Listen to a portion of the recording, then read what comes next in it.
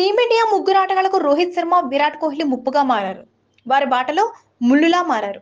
ఇటువంటి పరిస్థితుల్లో అతిపెద్ద భయం ఏమిటంటే ఆ ఇద్దరి కారణంగా ముగ్గురు ఆటగాళ్లు టీ20 ప్రపంచ కప్ జట్టు నుంచి తప్పుకోనున్నారు. ఒకవేళ పెర్ఫార్మెన్స్ చేసిన రోహిత్, విరాట్ల అనుభవం ఆ ముగ్గురి ఆటగాళ్లకు శాపం కానుంది. అంటే ఆ ముగ్గురు ఆటగాళ్లు అవుట్ కావడం ఖాయంగా కనిపిస్తోంది.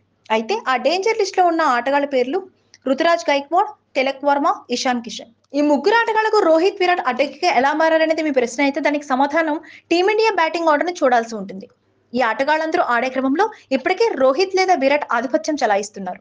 ఇప్పుడు ఇలాంటి పరిస్థితుల్లో ఆ ఇద్దరు సీనియర్ ఆటగాళ్లు జట్టు లోపల ఉంటే వీరంతా ఖచ్చితంగా బయటకు వెళ్లాల్సి వస్తుంది. Ruturaj Gaikwad batting order opening లో ఉంటుంది. అంటే రోహిత్ శర్మ లాగానే ఇతను కూడా ఇన్నింగ్స్ ప్రారంభిస్తాడు.